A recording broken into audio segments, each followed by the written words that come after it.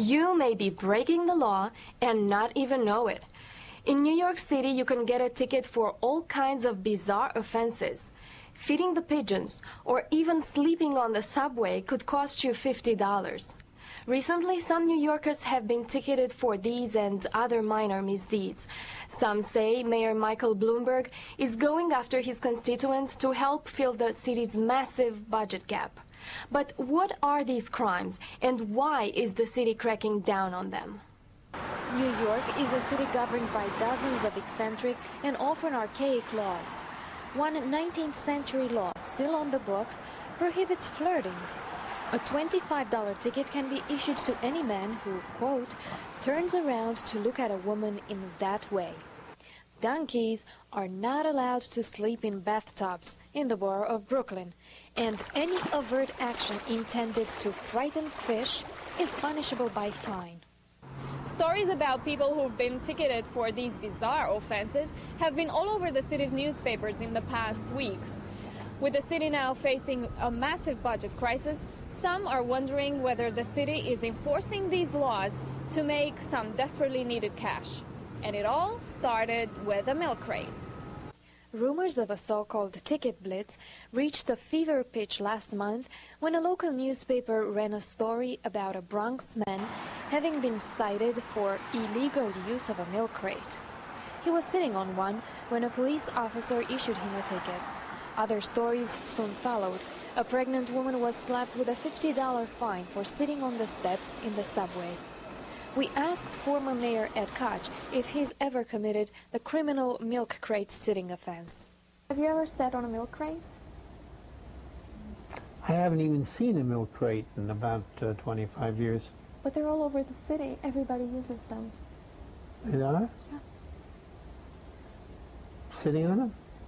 Illegal milk crate usage can be spotted all over the city. People sit on them, perform on them, and even use them for trash. I never heard of the law that said that you can't sit on a milk carton. Sitting on a milk crate can get you a ticket. Okay. No good. Yeah. No, I'm not the police, but... Yeah, I know, but I sit over there, yeah. You know, that's why this is no good. Okay, no more seat. Is that a milk crate? Are you aware that possessing a milk crate is illegal? How about criminal pigeon feeders? Did you know that feeding the pigeons is against the law? Really? You're kidding, right? No, it's not. Oh. No, you can get a ticket for that. Really? Oh, but we're underage, so we can't. News of these strange summonses, coupled with the recent increases in property taxes, subway, and bus fares, have been leading New Yorkers to feel that the city may be going after their wallets. Meanwhile, Mayor Bloomberg has insisted that there's in fact no ticket blitz.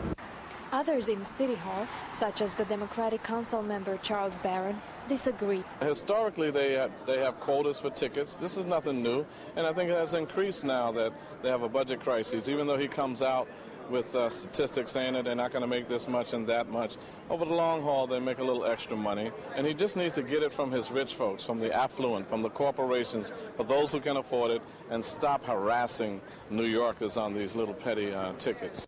Now you ask me, why are they doing it? Some people suggest it's a fundraising way.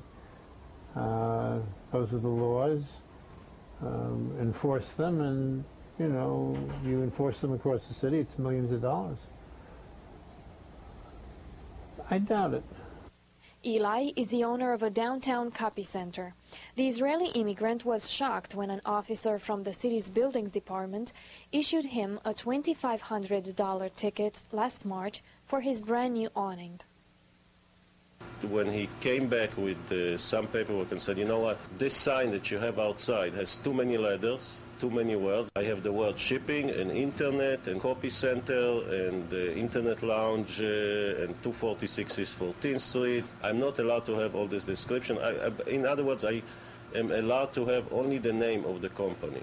Throughout Manhattan, we found awnings that were painted over or removed completely.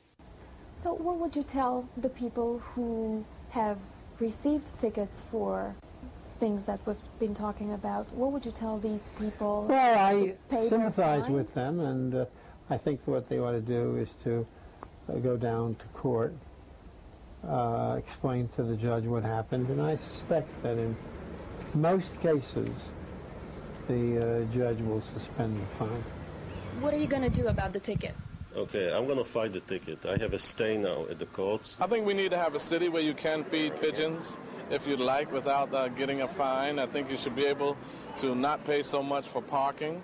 I think you should be able to sit on the subways, and particularly if you're a pregnant person, to have a seat on the curb and not be ticketed. So I think it's like devaluing the quality of life. It's not improving the quality of life, and it's just absurd.